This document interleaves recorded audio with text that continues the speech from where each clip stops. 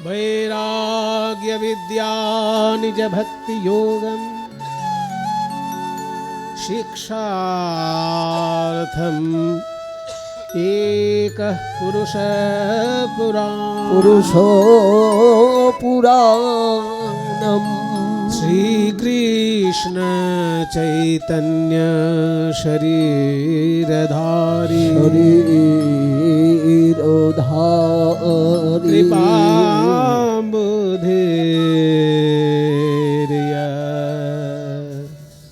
तमः प्रपद्ये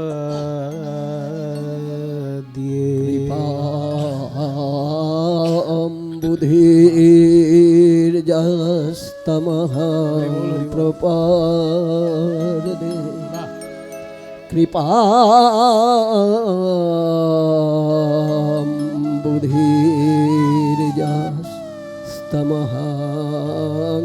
प्रपद्ये। জানিতা যে ভুক্তি মুক্তি স্পৃহা যাবৎ পিশাচি হৃদি বর্ততে তাবৎ কৃষ্ণ সুখস্যাস্য কথম অভ্যুদয়ো ভবেৎ। ভুক্তি মুক্তি স্পৃহা, ভুক্তি মানে ভোগ, ভালো জামা কাপড় চাই, ভালো খাবার চাই, গরমকালে এসি চাই আর শীতকালে হিটার চাই, এগুলোকে বলে ভোগ। আর মুক্তি, আমি কিছুই চাই না, পরমাত্মার সঙ্গে আমার জীবাত্মার মহামিলন কি করে হবে সেই কঠোর সাধনার প্রচেষ্টা করা, এটা হচ্ছে মুক্তি স্পৃহা। জীবাত্মা দেহটার মধ্যে আবদ্ধ আছে বলে যত জ্বালা যন্ত্রণা ঝুট ঝামেলা, তাই না বাবা? আত্মাটা যদি দেহের মধ্যে আবদ্ধ না থাকে তাহলে আর ঝামেলা কিসের? খিদে নাই, ঘুম নাই, চাওয়া নাই, পাওয়া নাই, কিছুই নাই। কিন্তু আত্মাটা যতক্ষণ দেহের মধ্যে ছটপট করছে তখনই তো আমার দেহ খেতে চাইছে, ঘুমোতে চাইছে, হ্যাঁ, সহধর্মিনী চাইছে, বাচ্চা চাইছে, নাতি চাইছে। কেন চাইছে? আত্মাটা দেহের মধ্যে আছে বলে। দেহ থেকে আত্মা বাইরে চলে গেলে আর কোনো চাওয়া পাওয়া নাই। সেই জন্য জীবাত্মা যেহেতু আমার দেহের মধ্যে আবদ্ধ, সেটাকে পরমাত্মার সঙ্গে মিলানোর যে কঠোর সাধনা, সেটা হচ্ছে মুক্তি সাধনা। তাই ভুক্তি আর মুক্তি, ভোগ হচ্ছে দেহ এবং মনের কাজ, আর মুক্তি সাধনা আত্মার কাজ। রূপ গোস্বামী বলছেন কি, যে ভোগের সাধনায় যারা মত্ত তারাও বিশুদ্ধ ভক্তি পাবে না, আবার মোক্ষ সাধনায় যারা মত্ত তারাও নাকি বিশুদ্ধ ভক্তি পাবে না। তো আরো এক কাঠি উপরেরই বাবা। ভোগের সাধনায় মত্ত যারা, তারা ভক্তি পাবে না, এটা ঠিক আছে, মেনে নেওয়া যায়। কিন্তু ভোগ ত্যাগ করে যারা ত্যাগের পথে এগিয়ে মুক্তির সাধনা করছে তারাও নাকি ভক্তি পাবে না। কত বড় একটা কথা বলেছেন রূপ গোস্বামী। ওনারা কোন স্তর থেকে কথা বলেন সে আমাদের মতন সাধারণ মানুষের বোঝা বড় কঠিন হয়ে যায়। উনি বলছেন ভক্তি মুক্তি স্পৃহা, ভোগের স্পৃহা এবং মুক্তির স্পৃহা, এই দুটো স্পৃহাকে পিশাচি বলছে। মানে পেতনি, ডাইনি, এগুলোকে আমরা ভয় পাই না? ওই পেতনি, ডাইনি এই বলছে ভোগ বাসনা এবং মোক্ষ বাসনাকে। আরে বাবা, মোক্ষ সাধনা তো খুব কঠিন। ভোগ থেকে নিজেকে মুক্ত করে ঈশ্বরের জন্য চিন্তা করা বা পরমাত্মার সঙ্গে জীবাত্মার মিলন ঘটানোর যে সাধনা, এটি সহজ ব্যাপার নাকি? কিন্তু বলছে সেটাতেও ভক্তি পাওয়া যাবে না। ভক্তি মুক্তি স্পৃহা যাবৎ পিশাচি হৃদি বর্ততে, হৃদি মানে হৃদয়ে, বর্ততে মানে বিরাজ করে, তাবৎ সেই পর্যন্ত কৃষ্ণ সুখস্য অস্য, এই কৃষ্ণ সুখের কথম অভ্যুদয় ভবেৎ, কিভাবে অভ্যুদয় হবে? কৃষ্ণ সুখ পেতে গেলে ভোগ বাসনা থাকা চলবেই না, এমনকি মোক্ষ বাসনাও নাকি থাকা চলবে না। কত বড় কথা! তাহলে আমরা যে ভোগ বাসনা চাই দেহটার সুখের জন্য, মনের সুখের জন্য, আর মোক্ষ বাসনা চাই আত্মার সুখের জন্য। আত্মা যেহেতু দেহের মধ্যে বদ্ধ থাকে তাই তার কষ্ট। জঙ্গলের বাঘ, তাকে যদি একটা খাঁচায় ভরে দেওয়া হয়, তার যে অবস্থা হয়, রোজ 1 কেজি করে শুধু মাংস দিলে হবে? তার যে ছুটে একটা শিকার ধরে খাওয়ার যে একটা আনন্দ, সেটা ওই 1 কেজি মাংস বসে বসে খেয়ে নিলে তার আনন্দ হবে কি? হবে না। তাই জঙ্গলের মুক্ত বাঘকে ধরে খাঁচার মধ্যে ভরলে তার যেমন প্রাণটা ছটপট ছটপট করে, কেজি কেজি মাংস খেলেও সে যেন সুখে থাকে না, অশান্তিতে থাকে। ঠিক তেমনি আমাদের আত্মা এই দেহটার মধ্যে যতক্ষণ আবদ্ধ থাকে সে মুক্তির জন্য ছটপট করে। সেই মুক্তি সাধনাটাই ভোগ সাধনার থেকে অনেক উপরে। কিন্তু সেটাতেও কৃষ্ণ ভক্তি হবে না বলছে কেন না? সেখানে সেবাবোধ থাকে না। সেবাবোধ যদি না থাকে, সেবা বাসনা যদি না থাকে, তাহলে তো কৃষ্ণ সুখ পাবে না সে। তাই মুক্তি লাভের জন্য সাধনা করাটা ভালো জিনিস, খারাপ নয়, কিন্তু তাতে কৃষ্ণ ভক্তি লাভ হবে না। এটা রূপ গোস্বামীর মত। এই মত উনি কোত্থেকে পেলেন? এটা চৈতন্য মহাপ্রভুর থেকে পেলেন। কারণ চৈতন্য মহাপ্রভু তাকে শিক্ষা দিয়েছেন, রূপ গোস্বামীকে অনেক শিক্ষা দিয়েছেন। যা যা মহাপ্রভু বলেছেন রূপ গোস্বামীকে, রূপ গোস্বামী সেই সমস্ত কথা 2টি গ্রন্থের মধ্যে লিপিবদ্ধ করে রেখেছেন। 2টি গ্রন্থের মধ্যে, একটা হচ্ছে ভক্তি রসামৃত সিন্ধু, আর একটা হচ্ছে উজ্জ্বল নীলমণি। আপনাদের এই বহরমপুর থেকে উজ্জ্বল নীলমণি প্রথম প্রকাশিত হয়েছিল 120-25 বছর আগে।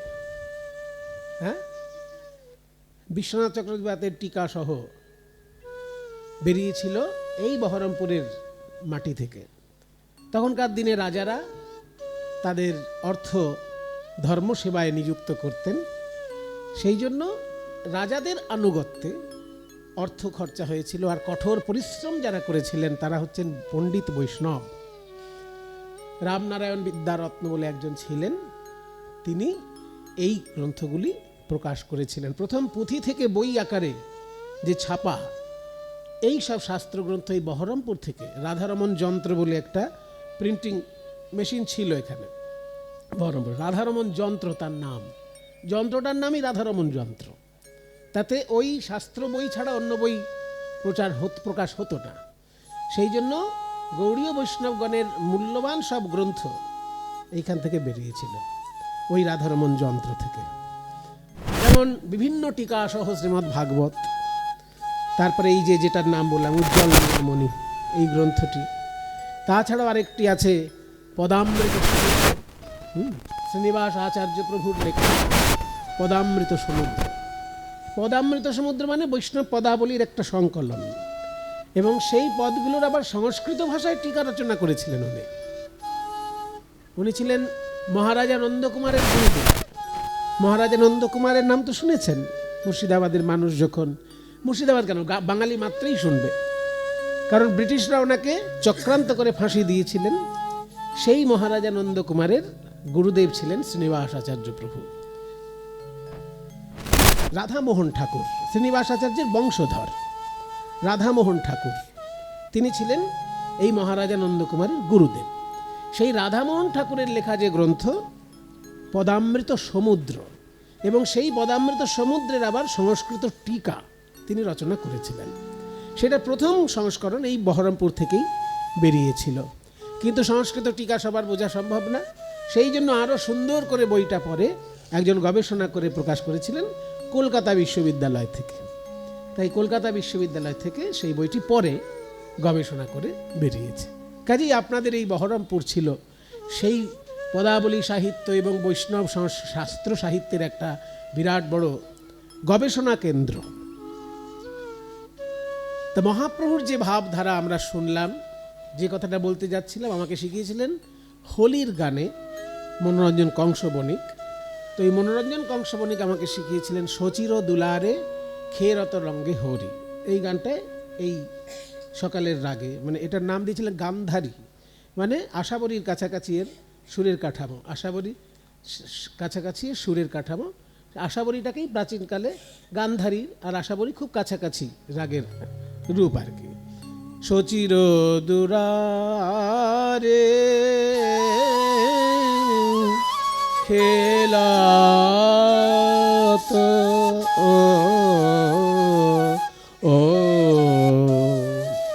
হো রঙ্গে হরি রে সচির দুরা পুরবের ভাবে বিভোর হলো ভাবনিধি প্রভু আমার পুরবের ভাবে বিভোর হলো সচির দুলারে খেলাত ও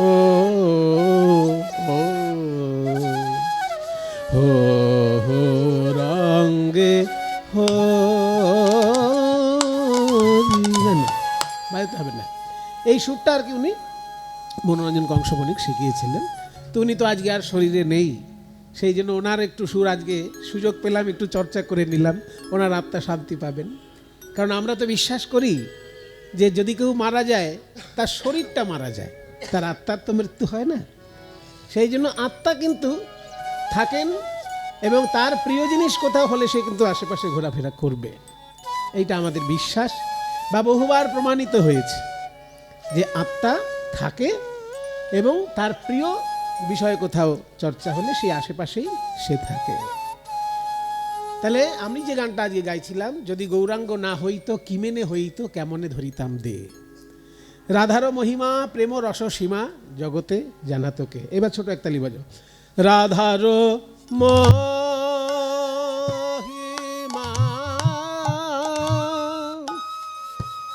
প্রেম রস সীমা রাধার মহিমা প্রেম রস সীমা শ্রীরাধার মহিমা প্রেম রস সীমা শ্রীরাধার মহিমা প্রেম রস সীমা এই জগতে যা জানাই তো কে গো, জগতে জানা তো কে গো, এই জগতে জানা তো কে গো, কে বা জানা তো বলো বলো কে বা জানা তো, সোনার গৌর যদি নাই আসিত কে বা জানা তো, সোনার গৌর যদি নাই আসিত কে বা জানা তো, সোনার গৌর যদি নাই আসিত কে বা জানা তো, সোনার গৌর যদি নাই আসিত কলি জীবের দশা হেরে গৌর গৌর নাই আসিত দশা হেরে, গৌর যদি নাই আসিত দশা হেরে, গৌর যদি নাই আসিত দশা আমার গৌর যদি নাই আসিত কে বা জানা তো, জগতে জানা তো কে গো, এই জগতে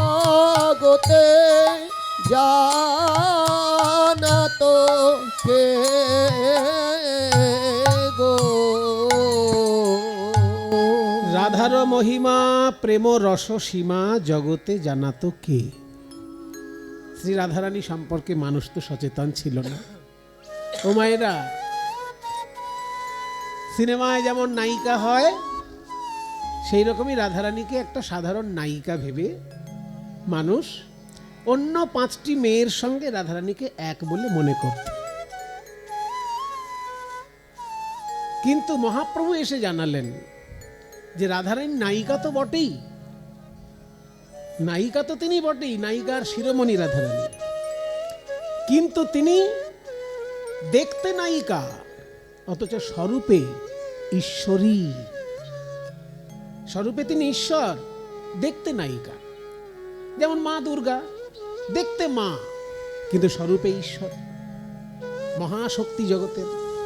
ঠিক তেমনি রাধারানী দেখতে নায়িকা, প্রিয়তমা হিসেবে তিনি পূজিতা, প্রিয়তমা হিসেবে তিনি বন্দিতা, তিনি কীর্তনের মধ্যে সঙ্গীতা, তাকে প্রিয়তমা হিসেবেই দেখা হয়, কিন্তু তিনি হচ্ছেন মহাশক্তি, সমস্ত দেবীর ঊর্ধ্বে। তিনি একথাও বলেছেন যে রাধিকা পরদেবতা, দেবী কৃষ্ণময়ী প্রক্তা রাধিকা পরদেবতা। হ্যাঁ, সর্বলক্ষ্মী সম্মোহিনী পরা, সর্বলক্ষ্মীময়ী সর্বকান্তি, তিনি সর্বলক্ষ্মীময়ী। মা লক্ষ্মী যেমন, তেমনি লক্ষ্মীর মতো যত আরো দেবী আছেন, সমস্ত লক্ষ্মীরই ঊর্ধ্বে শ্রীমতী রাধারানী।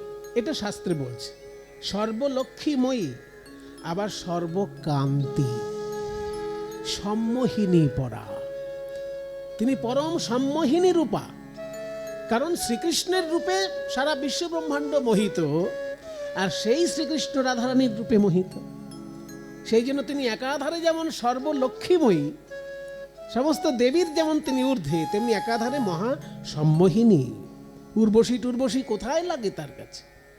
উর্বশী, তিলোত্তমা, এইসব অপ্সরাদের রূপে তো মুনি ঋষিরা নিজেদের তপস্যা থেকে বিচলিত হয়েছেন, কিন্তু সেই উর্বশী তিলোত্তমার থেকেও অনেক সুন্দর সৌন্দর্য দিয়ে মোহিনী নারী হিসেবে সর্বশ্রেষ্ঠ রাধারানী। কাজেই সর্বলক্ষ্মীময়ী, সর্বকান্তি, আবার সম্মোহিনী পরা, পরা মানে শ্রেষ্ঠা। সেই রাধারানীর মহিমা কে জানতো যদি মহাপ্রভু এসে আমাদেরকে না জানাতেন? তাই রাধারও মহিমা প্রেম রস সীমা। চিন্তামণি প্রণমতাং ব্রজনাগরীণাম চূড়ামণি কুলমণি বৃষভানুরাজ্যঃ সশ্যাম কাম প্রবর শান্তিমণির্নিকুঞ্জ ভূষামণি হৃদয় সম্পুট সন্মণির্ণা।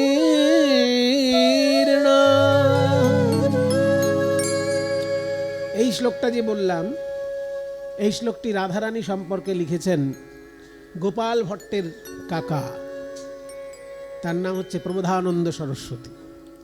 প্রবোধানন্দ সরস্বতীকে গোপাল ভট্টের কাকা মনে করা হয়। কাজেই যদিও মতদ্বৈধ আছে, কেউ কেউ আবার বলেন যে না, তিনি অন্য জায়গার সন্ন্যাসী, কিন্তু একটা মত আছে যে ইনি গোপাল ভট্টের কাকা ছিলেন, প্রবোধানন্দ সরস্বতী। তিনি সারা ভারতবর্ষ ভ্রমণ করতে করতে কাশীধামে গিয়ে বিরাজ করেন, এবং কাশীধামে মহাপ্রভুর সঙ্গে তার বিতর্ক হয়। সেই বিতর্কে তিনি পরাজিত হয়ে মহাপ্রভুর শরণাপন্ন হন এবং বৃন্দাবনে এসে বাকি জীবনটা কাটান। তো বৃন্দাবনে যখন প্রবোধানন্দ সরস্বতী এসেছিলেন, তিনি বৃন্দাবনে রাধারানীর মহিমা উপলব্ধি করে, রাধারানীকে জানতে পেরে, রাধারানীকে বুঝতে পেরে এবং রাধারানীকে ভালোবেসে তিনি প্রায় 350 শ্লোক রাধারানী সম্পর্কে লিখেছেন। সেটার নাম হচ্ছে রাধা রস সুধা নিধি। একটা গ্রন্থ শুধু রাধারানী সম্পর্কে শ্লোক, সেটার নাম হচ্ছে রাধা রস সুধা নিধি। আপনারা একটু খোঁজ খবর নেবেন, এগুলো লাইব্রেরিতে গিয়ে সার্চ করবেন, কারণ কিনে পড়ার সবার সাধ্যের মধ্যে নাও হতে পারে। রাধাকুণ্ডের বিশিষ্ট বৈষ্ণবাচার্য অনন্ত দাস বাবাজি মহারাজের ব্যাখ্যাযুক্ত অপূর্ব গ্রন্থ। ওনার ব্যাখ্যাগুলো খুব সুন্দর, প্রত্যেকটি শ্লোক একদম ধরে ধরে উনি ব্যাখ্যা করেছেন। রাধারস সুধানিধি, সেইখান থেকে এই শ্লোকটা আমি বললাম, চিন্তামণি প্রণমতাং ব্রজনাগরীণাং চূড়ামণি কুলমণি বৃষভানুরাজ্ঞ। চিন্তামণি এসছে? আচ্ছা, চিন্তামণি প্রণমতাম, চিন্তামণি প্রণমতাম মানে যারা প্রণাম করবে রাধারানীকে তাদের কাছে চিন্তামণি স্বরূপ তিনি। চিন্তামণি মানে কি? মণি মানে রত্ন, আর চিন্তা মানে চিন্তা। যে রত্নের কাছে কিছু চিন্তা করা মাত্রই পাওয়া যায়। আমি চিন্তা করছি আমার একটা কি চাই বলো, রাজদীপ চিন্তা করছে আমার একটা সোনার খোল হলে ভালো হয়। এই মাটির খোল বাজাতে বাজাতে আর কত বাজাবো, ভাবছে একটা সোনার খোল হোক। এই যে চিন্তা করলো, সঙ্গে সঙ্গে একটা সোনার খোল হাজির। এই রকম যদি কোনো রত্নের ক্ষমতা থাকে, সেই রত্নটার নাম চিন্তামণি। মণি মানে রত্ন, চিন্তা, চিন্তা করা মাত্রই দিয়ে দিতে পারে। এমন রত্ন আছে, স্বর্গে থাকে, আমাদের ধরাছোঁয়ার বাইরে। হ্যাঁ, চিন্তামণি একে বলে। তা প্রবোধানন্দ সরস্বতী বলছেন, শ্রীমতী রাধারানী এমন রত্ন যে তাকে প্রণাম করলেই তিনি চিন্তামণি স্বরূপ তার কাছে প্রকাশিত হন। যা চিন্তা করবে তাই পাবে রাধারানীর কাছে। তবে আমাদের চিন্তার মধ্যে তো একটা সীমা পরিসীমাও থাকা উচিত। সীমা না থাকলে চিন্তার কি অবস্থা হয় জানেন তো? যদি লাগাম ছাড়া চিন্তা ভাবনা করেন তাহলে নিজের জালে, হ্যাঁ মাকড়সার মতো নিজের জালে নিজে জড়িয়ে মরতে হয়। তার একটা সুন্দর উদাহরণ দিয়ে আছে আমাদের গুরু পরম্পরায়। শ্রী রাধারমণ চরণ দাস দেব মহাশয় একটা সুন্দর গল্প বলেছেন।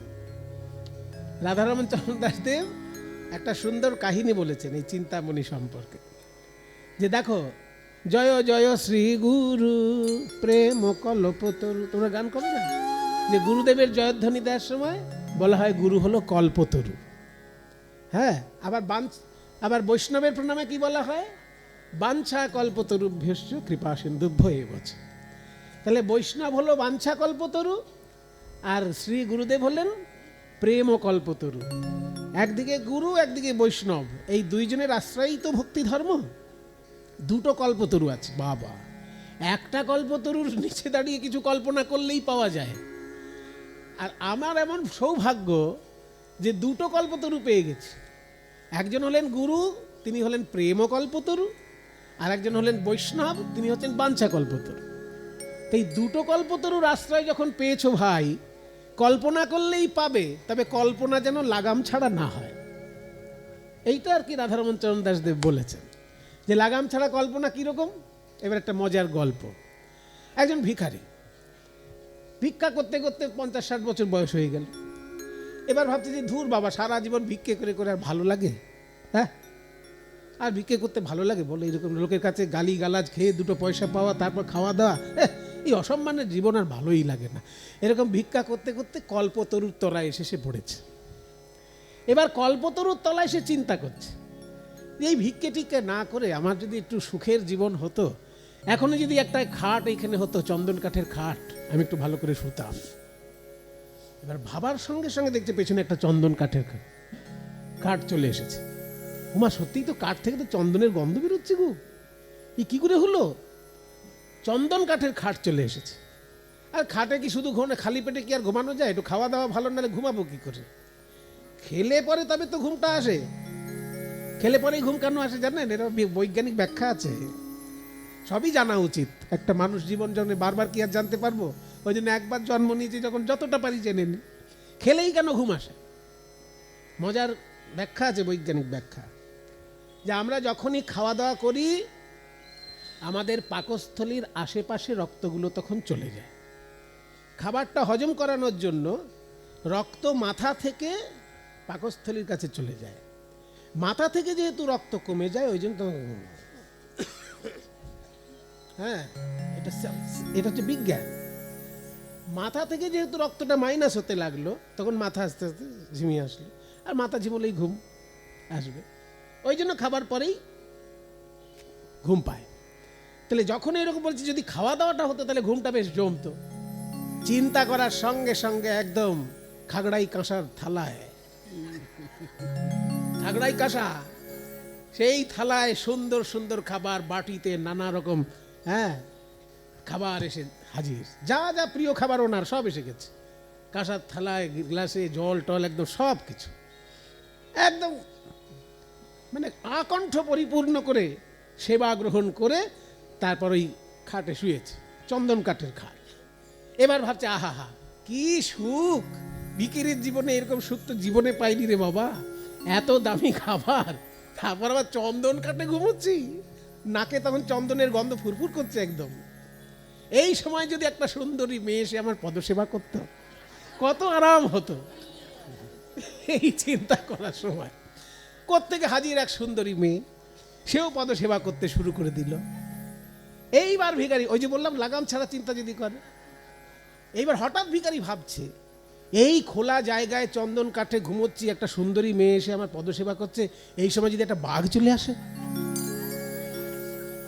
এই যে ভাবা যে এই সময় যদি বাঘ চলে আসে, যেই ভাবলো অমনি কোত্থেকে সুন্দরবনের বাঘ সবে ছাড়া পেয়েছে খাঁচা থেকে, ওই যে বাঘ সুন্দরবন থেকে ছাড়া পেয়েছে, এইবারে সে ঘাটটি মোটকে দিয়ে জীবন শেষ। ওই জন্য বলছে যে শ্রীমতী রাধারানী হচ্ছেন চিন্তামণি স্বরূপা, তাকে প্রণাম করলেই তিনি চিন্তা অনুসারে দান করেন, কিন্তু আমাদের চিন্তার মধ্যে একটা লাগাম থাকতে হবে। এটা আমাদের আচার্যগণের শিক্ষা, বৈষ্ণব আচার্যগণের শিক্ষা, যে চিন্তামণি তিনি, কিন্তু আমার লাগাম যেন থাকে, তাহলে ওই বাঘের অবস্থা হবে। চিন্তামণি প্রণামতাম, মানে প্রণাম করলে পরেই তিনি চিন্তামণি স্বরূপা তার কাছে রাধারানী। ব্রজনাগরীণাম চূড়ামণি, ব্রজনাগরীগণের কাছে তিনি চূড়ামণি স্বরূপা। ব্রজনাগরী, এখানে নাগরী মানেই নায়িকা, যে মেয়ে দেখতে সুন্দর হয়, রূপচর্চা করে, গুণচর্চা করে, রূপ গুণ উভয়ের সমান চর্চা করে, তবে সে নাগরী হবে। শুধু রূপ চর্চা করলো, গুণের দিকে কিছুই নাই, তাহলে তো সে একটা সেই কাঠপুতুলের মতন শুধু সেজে গুজে খাটের উপর বসে থাকা ছাড়া তার কোনো কাজ নেই। কিন্তু রূপের চর্চাও করবে, আবার গুণের চর্চাও করবে। রূপে গুণে অনুপমা রমণী রমণী, রাধারানী সম্পর্কে বলা হয়েছে। এটা আমি ওই অনন্ত দাসজিকেই শুনিয়েছিলাম গানটি। অনন্ত দাসজি যেহেতু রাধারানী, রাধারস সুধানিধি লিখেছেন, তো ওনার সঙ্গে যখন আমার দেখা হয়েছিল প্রথম, আমি বললাম আপনার রাধারস সুধানিধি আমার একদম প্রাণ ভরে গিয়েছে, এত সুন্দর আপনার লেখা। আর সব থেকে আপনাকে আমার এই জন্য ভালো লাগে যে আপনি কাঠ বৈষ্ণব নন, একজন আছে শুকনো বৈষ্ণব, মানে প্রচুর শাস্ত্র জানে কিন্তু কীর্তন রস সম্পর্কে তার কোনো ধারণা নেই, বৈষ্ণব পদাবলীর রস সম্পর্কে তার কোনো ধারণা নেই, কিন্তু শাস্ত্র সম্পর্কে প্রচুর জানে, বিরাট বড় পণ্ডিত বৈষ্ণব, কিন্তু কীর্তনের রস সম্পর্কে তার বিন্দুমাত্র ধারণা নেই। এসব কাঠ বৈষ্ণব প্রচুর পাবেন জীবনে। উনি কিন্তু এরকম কাঠ বৈষ্ণব ছিলেন না। উনি যেগুলো ব্যাখ্যা করতেন রাধারানীর শ্লোক, সঙ্গে সঙ্গে বৈষ্ণব পদাবলীতে কি আছে সেটা খুঁজে বার করে পদাবলীর রেফারেন্স দিতেন। প্রচুর বৈষ্ণব পদাবলীর রেফারেন্স দিয়ে দিয়ে ওনার কিন্তু ব্যাখ্যাগুলো লেখা। সেই জন্য আমি বলি আপনি এত ভালো লাগে আপনাকে এই জন্য যে আপনি একাধারে যেমন ভজন রসিক, তেমনি আবার সঙ্গীত রসিক, যার জন্য বৈষ্ণব পদাবলী আপনি এত রেফারেন্স দেন। তখন তিনি বলেছিলেন, বাবা বৈষ্ণব পদাবলী তো বৈষ্ণব জগতের প্রাণ, বৈষ্ণব পদাবলী ছাড়া কি আর বৈষ্ণব ধর্ম থাকতে পারে? বৈষ্ণব ধর্মের রসের মূল জায়গাটি তো পদাবলী সাহিত্য, এটা উনি বলেছিলেন। তখন আমি বললাম তাহলে আপনি যখন রাধারানীকে এত ভালোবাসেন, আমি রাধারানী সম্পর্কে একটা গান আপনাকে শোনাব। সেই গানটির লেখক আবার স্বয়ং রঘুনাথ দাস গোস্বামী।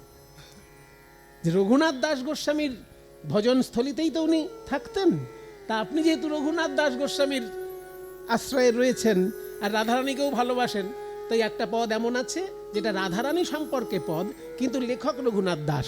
সেই পদটি আমায় শিখিয়েছিলেন মনোরঞ্জন ভট্টাচার্য। রবীন্দ্র ভারতী বিশ্ববিদ্যালয়ের শ্রীখোলের অধ্যাপক ছিলেন, কিন্তু প্রচুর কীর্তন জানতেন। তিনি শিখিয়েছিলেন এই গানটি। চন্দ্রবদনী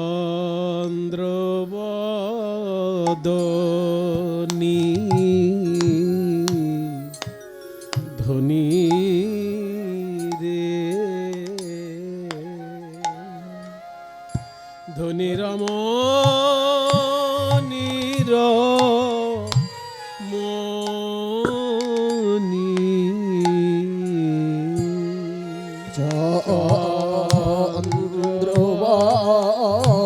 চন্দ্রবদনী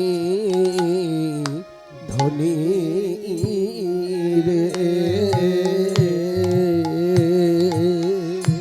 ধনী রমণীর মনি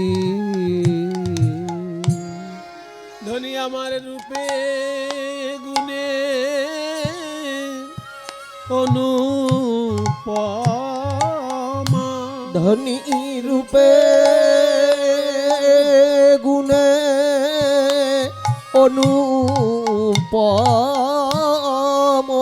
বলি কিসে বা তুলনা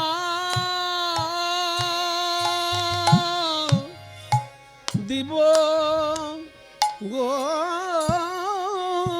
ধনী রূপে গুণে অনুপম কিসে বা তুলনা দিব গো রূপে গুণে অনুপমা কিসে বা তুলনা ধনী আমার রূপে যেমন গুণে তেমন কিসে বা তুলনা ধনী আমার রূপে যেমন গুণে তেমন বলি রাজনন্দিনী রাই কিশোরী রূপে যেমন গুণে তেমন বলি রাজনন্দিনী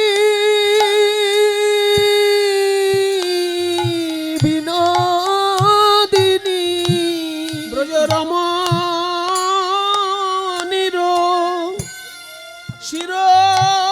শিরোমণি রমণী মুকুটমণি ওই রমণীর শিরোমণি রমণী মুকুট ধনী আমার রমণী মুকুটমণি ব্রজ রমণীর মুকুটমণি রমণীর শিরোমণি রমণীর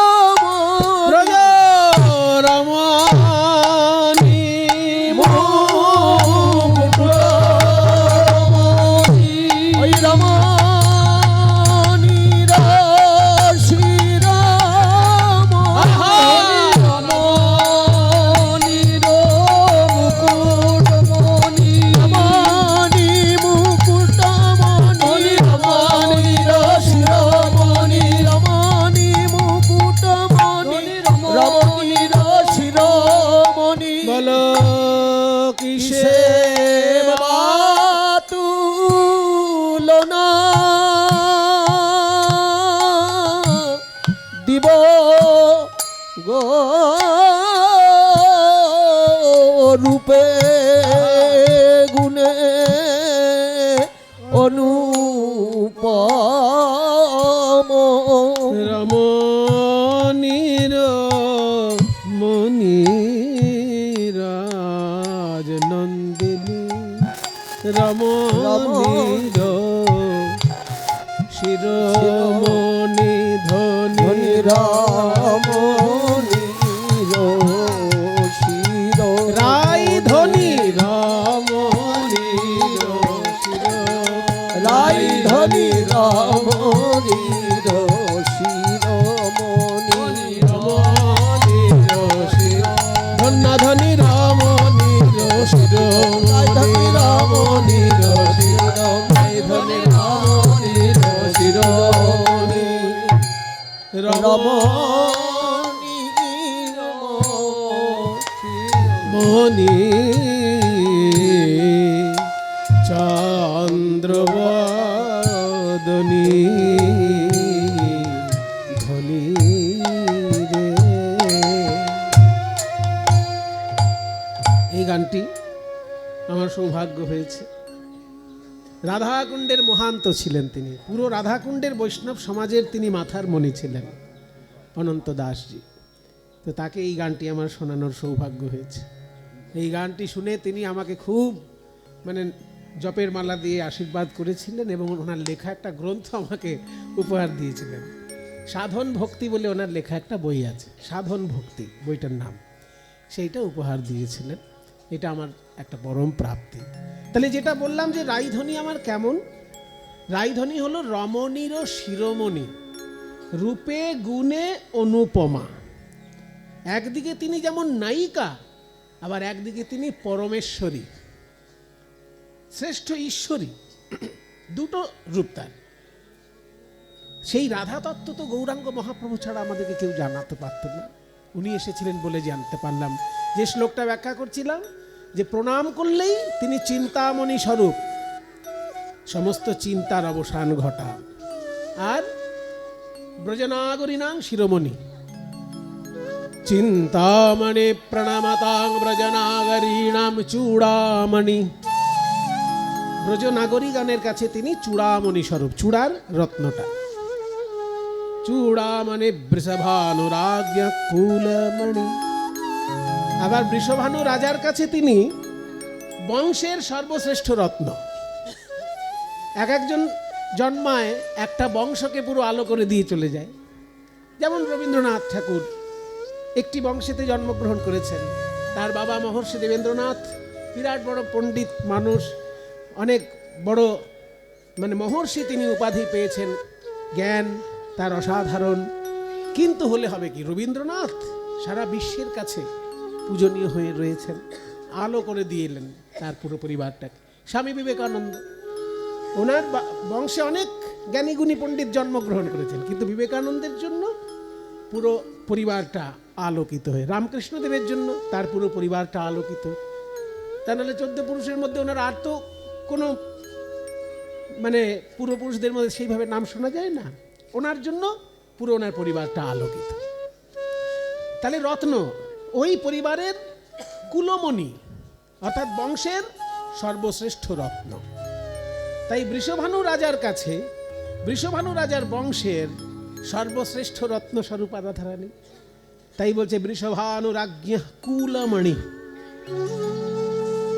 কার কাছে কেমন রত্ন স্বরূপা রাধা সেইটা বর্ণনা আর কি।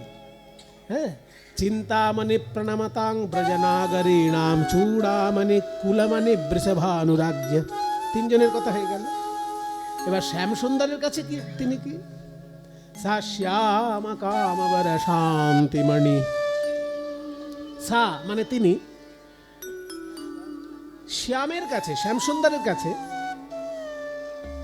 তার সমস্ত বাসনা পূর্ণ করার রত্ন।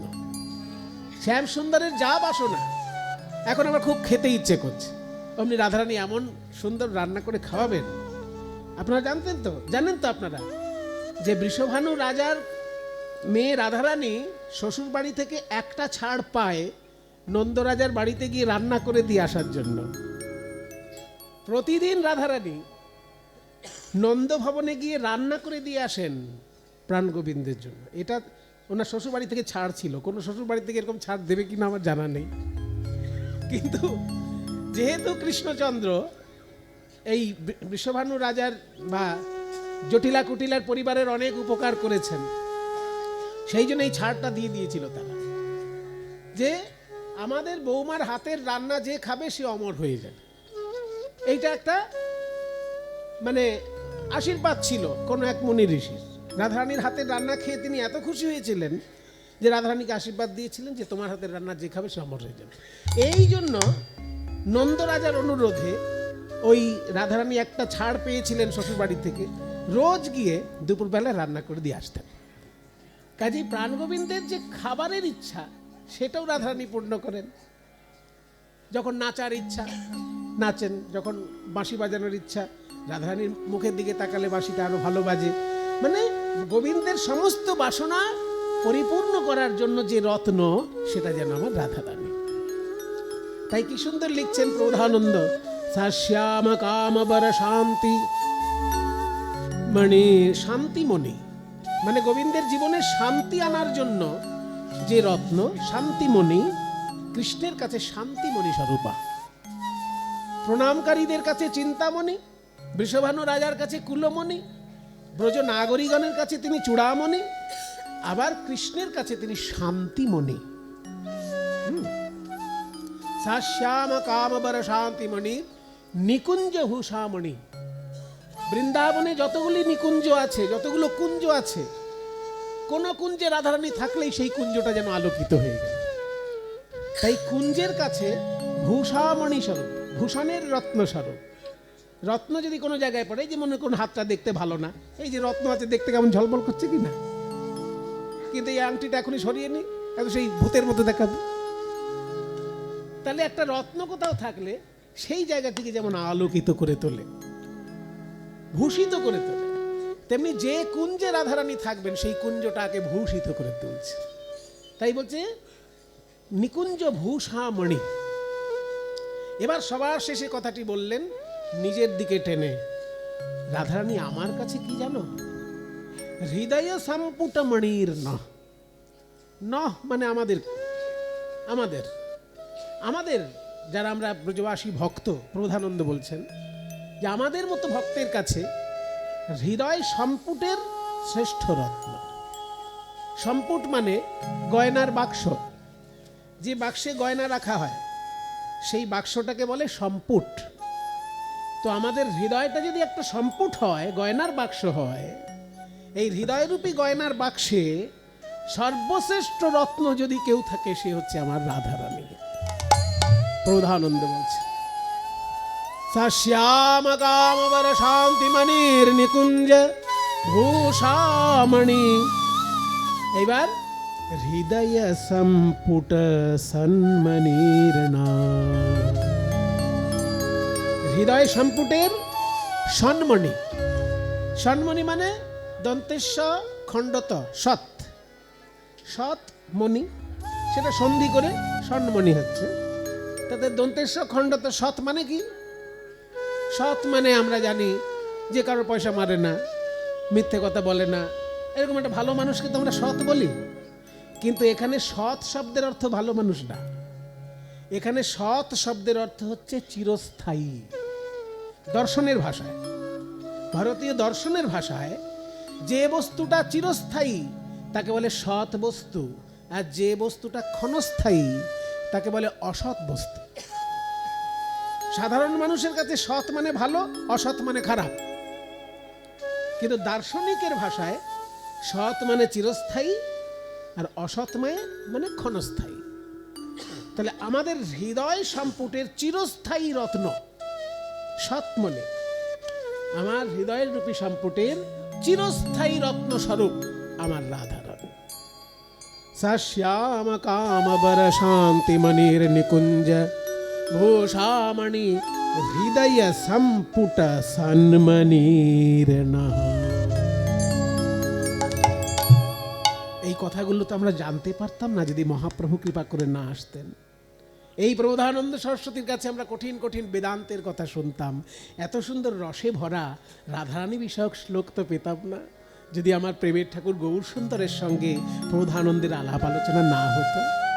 তাই বলে রাধার মহিমা প্রেম রস সীমা জগতে যা নাতকে, মধুর বৃন্দা বিপিন মাধুরী, মধুর বৃন্দা বিপিন মাধুরী, মধুর বৃন্দা বৃন্দা বৃন্দা, মধুর বৃন্দা বিপিন মাধুরী, মধুর বৃন্দা বিপিন মাধুরী,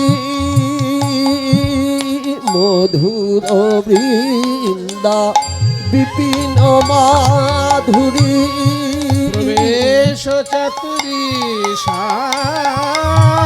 মধুর বৃন্দা বিপিন মাধুরী, প্রবেশ চাতুরী মধুর বৃন্দা বিপিন মাধুরী। বৃন্দাবনের যে মাধুর্য সেটাও আমরা জানতাম না, তাতে প্রবেশ চাতুরী, বৃন্দাবনে প্রবেশ করার যে চাতুরী, এখানে চাতুরী মানে চালাকি নয়, কারণ চালাকির দ্বারা কোনো মহৎ কার্য তো হয় না, চালাকির দ্বারায় আপনার ছোটখাটো কাজ হয়ে যাবে, কিন্তু চালাকির দ্বারা তো মহৎ কার্য হবে না। কাজে এখানে চাতুরী মানে চালাকি নয়, এখানে চাতুরী শব্দের অর্থ হচ্ছে কৌশল। কৌশল, বৃন্দাবনে প্রবেশ করার কৌশলটা কি? প্রবেশ চাতুরী মধুর বৃন্দা বিপিন মাধুরী, প্রবেশ চাতুরী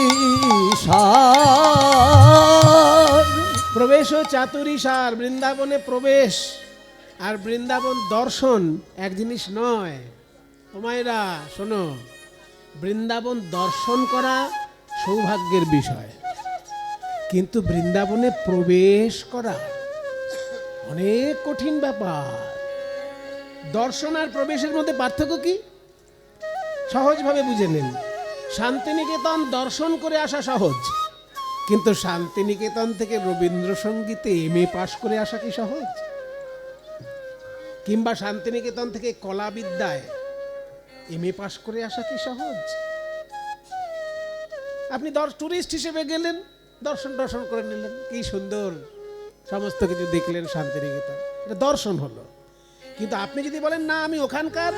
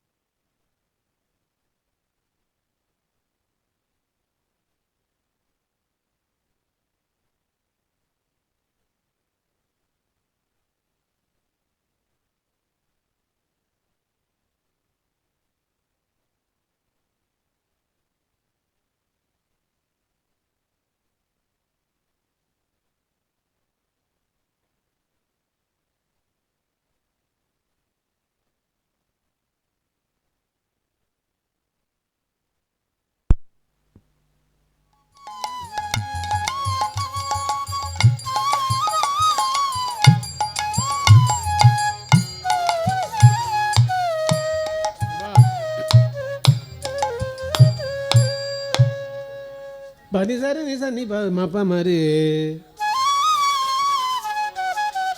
পা রে সা রে নি নি সা মধুর বৃন্দা বিপিন মাধুরী প্রবেশ চাতুরী তাহলে মধুর বৃন্দা বিপিন, বৃন্দা বিপিন মাধুরী, বৃন্দাবনের যে মাধুর্য তাতে প্রবেশ চাতুরী। ওই যে বললাম শান্তিনিকেতন দেখে আসা আর শান্তিনিকেতন থেকে MA পাস করে আসা এক জিনিস তো নয়। আবার যদি কেউ বলে আমি শান্তিনিকেতনের অধ্যাপক হব, সে তো আরো কঠিন ব্যাপার। সে অত সহজ নাকি? আগে আপনাকে MAটা ভালো করে পাস করতে হবে, তারপরে নেট বলে একটা পরীক্ষা হয়, ভারত সরকারের পরীক্ষা নেট। মানে আপনি অধ্যাপক হওয়ার যোগ্য কি না। আপনি তো টুকে টুকেও MA পাস করে যেতে পারেন। যারা টুকে পাস করবে তাদেরকে ছেকে নেওয়ার জন্য ভারত সরকারের একটা পরীক্ষা আছে। অত সহজ না। আপনি বললেন আমি অধ্যাপক হবো, MA পাস করে গেছি, অত সহজ না। আপনি MA পাস করেছেন, কিন্তু টুকে পাস করেছেন কিনা তার কি প্রমাণ? সেই জন্য ভারত সরকার থেকে একটা পরীক্ষা নেয়, অধ্যাপক হবার জন্য পরীক্ষা দিতে হয়। সেটার নাম হচ্ছে net, national eligibility test. National মানে জাতীয়, দেশের। এলিজিবিলিটি মানে যোগ্যতা, আপনি ইউনিভার্সিটিতে পড়ানোর যোগ্য কি না। MA পাস করলেই তো যোগ্য হয়ে গেলেন না, আরও অন্যান্য দিক আছে, সেই দিকগুলো আপনার জানা আছে কি না সেটা ভারত সরকার পরীক্ষা করে নেবে।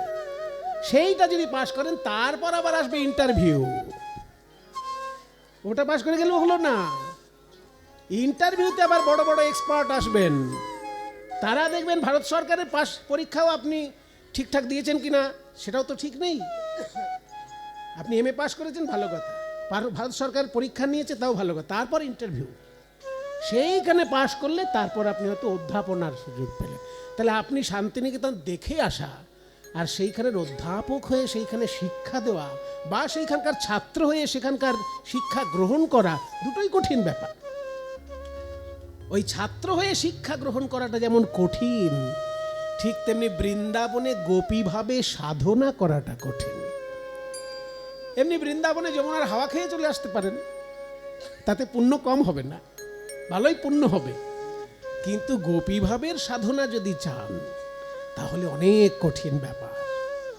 ঠিক ঠিক গুরু পাওয়া দরকার, ঠিক ঠিক নিজের কঠোর তপস্যা দরকার, দুটো সমান দরকার।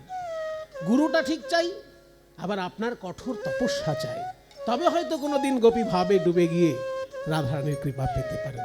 তাই বৃন্দাবন দর্শন আর প্রবেশ এক জিনিস না।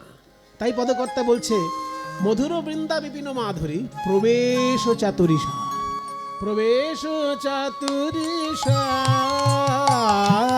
মধুর বৃন্দা বিপিন মাধুরী প্রবেশ চাতুরীষা। বড় যুবতী ভাবের ভকতি, বড় যুবতী ভাবের ভকতি, জানার শকতি হইত কার, ভকতি জানার শকতি হইত কার। ওই বড় যুবতী ভাবের ভকতি শকতি হইত কার, শকতি হইত কার। তাই বলি ভাই গাও গাও পুন গৌরাঙ্গের গুণ, গাও গাও গাও পুন গৌরাঙ্গের গুণ, গাও তোমরা গাও তোমরা গাও তোমরা গাও, তোমরা গাও তোমরা গাও তোমরা গাও গাও, গাও গাও গাও গাও গাও গাও গাও গাও গাও পুন গৌরাঙ্গের গুণ, গাও গাও পুন গৌরাঙ্গের গুণ। সরল করিয়া সরল করিয়া মন। এইখানটাই বড় মুশকিল করে দিল পদকর্তা। গাও গাও পুনঃ গৌরাঙ্গের গুণে এটি ঠিক ছিল, কিন্তু পরে যে কন্ডিশন জুড়ে দিলেন এই তো বড় মুশকিল ব্যাপার। বলছে সরল করিয়া মন, মনটা যদি সরল না হয় ও 24 ঘন্টা গলা ফাটিয়ে গৌরাঙ্গ লীলা গাইলেও কোনো লাভ হবে না, তাই না? কি অপূর্ব। বলছে গাও গাও পুনঃ, পুনঃ মানে বারবার, বারবার গৌরাঙ্গ মহাপ্রভুর গুণ গাও, কিন্তু আবার একটা কন্ডিশন, শর্ত আছে। সরল করিয়া মন গাও গাও পুন গৌরাঙ্গের গুণ সরল করিয়া মন। ভাবিয়া দেখো এমন দয়াল, ভাবিয়া দেখো এমন দয়াল নাহি কোনো একজন, নাহি কোনো একজন। ভাবিয়া দেখো এমন দয়াল নাহি কোনো একজন, না না নাহি কোনো একজন। এইবার পদকর্তা নিজের কথা বলছেন। এতক্ষণ আমাদের জন্য বললেন যে মহাপ্রভু না আসলে বৃন্দাবন কে চিনত, রাধারানীর মহিমা কে জানতো। তোমরাও প্রাণ ভরে গৌরাঙ্গের গুণ গাও ভাই, মনটাকে সরল করে প্রাণ ভরে গৌরাঙ্গের গুণ গাও। এইবার নিজের কথা বলছেন পদকর্তা। আমি গৌরাঙ্গ বলিয়া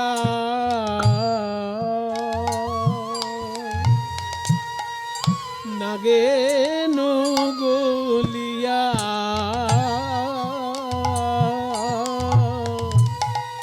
হবে কেমনে সাধন সিদ্ধি। আমি গৌরাঙ্গ বলিয়া নাগেনু গলিয়া হবে কেমনে সাধন সিদ্ধি। আমি গৌরাঙ্গ বলিয়া নাগেনু গলিয়া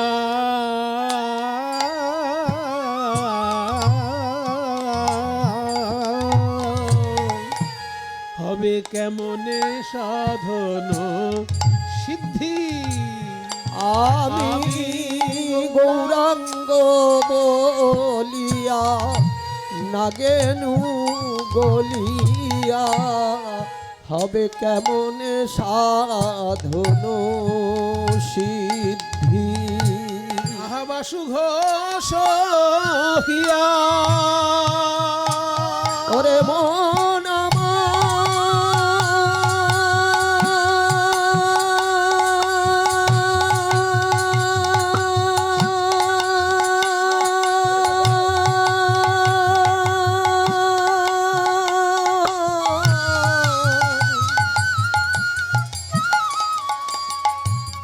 ওরে মন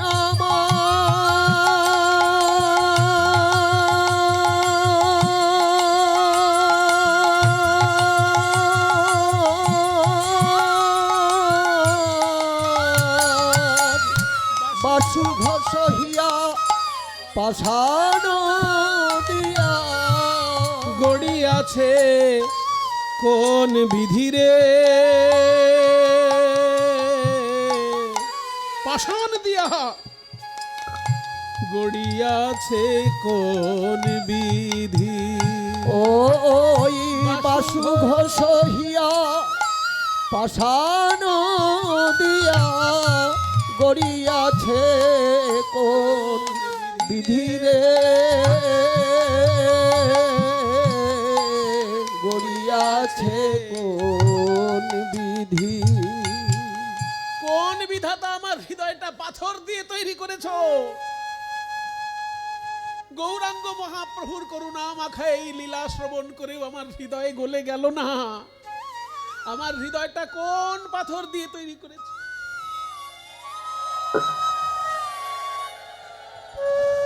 না না না, পাথর নয়, পাথর নয়, পাষাণের থেকেও কোনো কঠিন পদার্থ দিয়ে আমার হৃদয়টা তৈরি করেছে বিধাতা। নইলে পাষাণ হলে গলে যেত, পাষাণ হলে গলে যেত। দেখলাম কতই পাষাণ গলে গেল। ওরে মন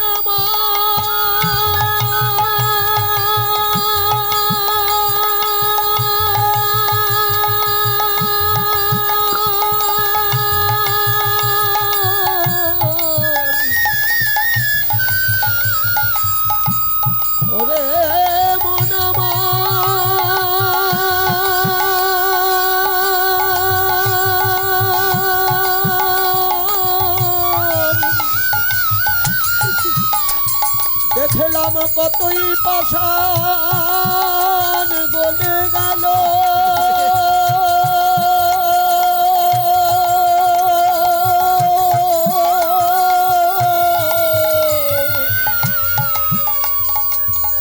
ওই নবদ্বীপার নীলাচলে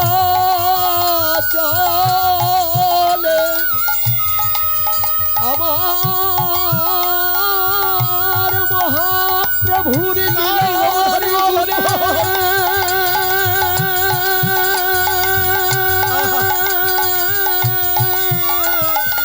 গৌধরী গৌধরী কত কঠিন পাষাণ দ্রবীভূত হলো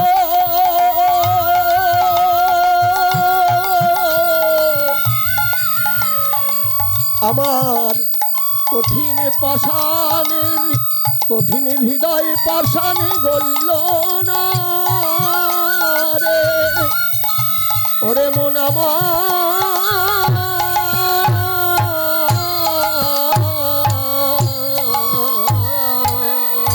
নরহরি হিয়া পাষাণ দিয়া ওই নরহরি হিয়া পাষাণ দিয়া গড়িয়াছে কোন বিধিরে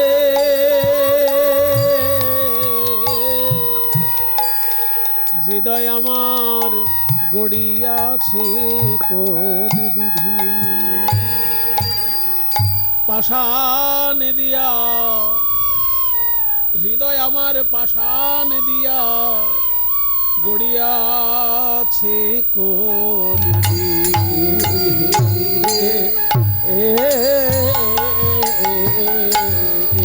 পাষাণ দিয়া গড়িয়াছে কোন বিধি রে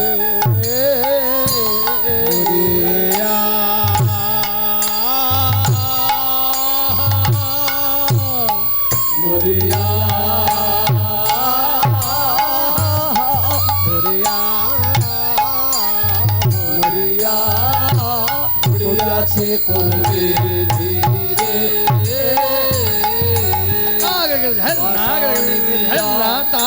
গড়িয়াছে কোন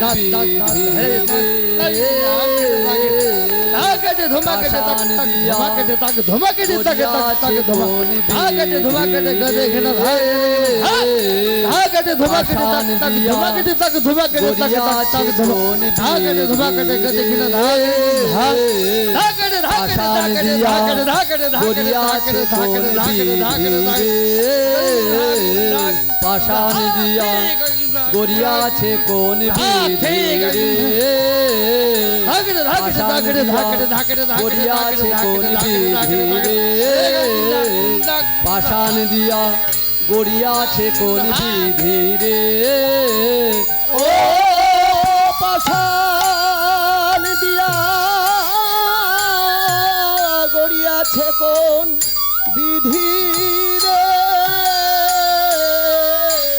ताकि धै धै लिख ताकि देखता ताकि झांकी झांकता आ ताकि झांकी धै लिख ताकि देखता ताकि झांकी झांक झांक आ ताकि झांकी धै लिख ताकि देखता ताकि धै धै आ धै धै धै धै धात पाषाण दिया तात গড়িয়াছে কোন বিধি রে दाहिना झा दाहिना झा दाहिना ও পাষাণ দিয়া গড়িয়াছে কোন বিধি রে পাষাণ দিয়া গড়িয়াছে কোন বিধি রে নিতাই গৌর হরি বল গড়িয়াছে কোন বিধি রে পাষাণ দিয়া গড়িয়াছে কোন বিধি রে পাষাণ দিয়া গড়িয়াছে কোন বিধি রে পাষাণ দিয়া গড়িয়াছে কোন বিধি রে পাষাণ দিয়া গড়িয়াছে কোন বিধি রে